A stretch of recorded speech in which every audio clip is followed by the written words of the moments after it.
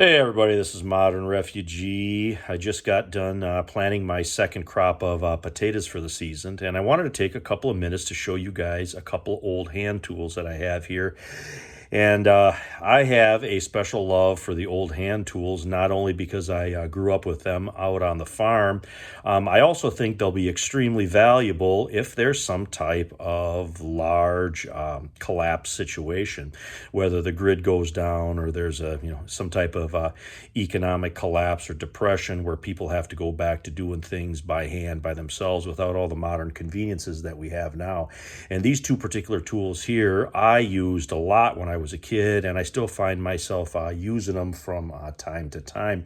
Now, the first one, I've got two examples here that I'm going to show you guys, and what they are is a old hand cultivator, and these things were used just as much or more than hoes growing up. I mean, hoes are sort of the garden implement that everybody talks about and everybody uses. There's several different varieties of them. There's what my mom used to call a rabbit ear hoe, which is flat on the bottom and then it has 2 points sticking out on the back.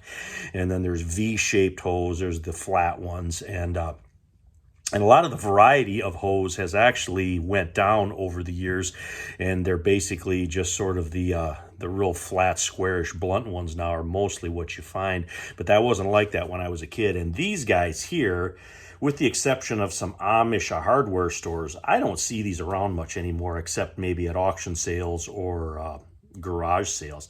And they had a long handle on them, probably at least 18 inches longer than any other garden implement, because these would be actually almost like pulled behind you like a small hand-driven, hand-pulled cultivation instrument. And what they would use these for is to go in between the rows and the plants. Like if you had a row of tomatoes when they were first coming up, you would go in between that just like a cultivator that you would pull behind a tractor. And this is the one with the longest handle that I have here. And then this is the other example that I have here. This one's got a little bit shorter, stouter handle on it, but I still find myself using these guys from time to time.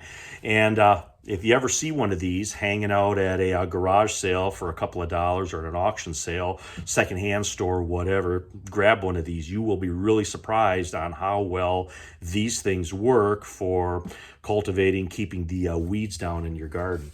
Now, the second thing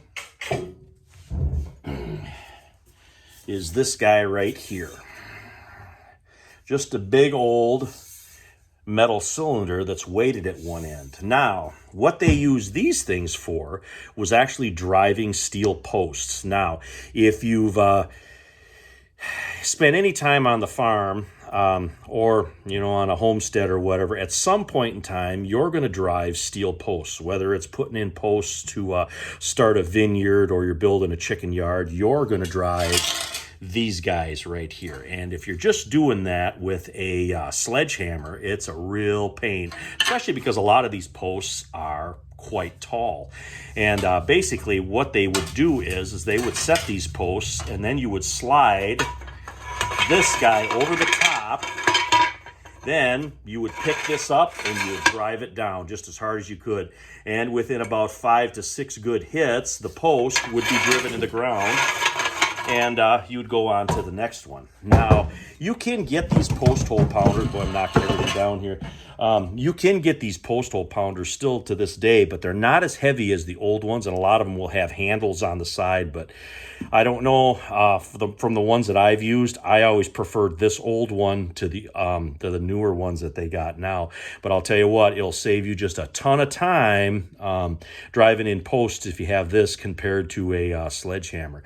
But I just wanted to take some time here to show these to you guys, because I've never really seen these two old tools on any prepping channel, so I thought you guys would get a kick out of these here. And again, just another way to go about doing things by hand if you ever would have to do it. Now you guys seen it, and you can go do the research for yourself if you think that these tools might help you out. But anyway, this is Modern Refugee. Appreciate all my subscribers out there. Hope you guys got a little information and a little entertainment out of this video here, just talking about some of the old hand tools. You guys have a good one.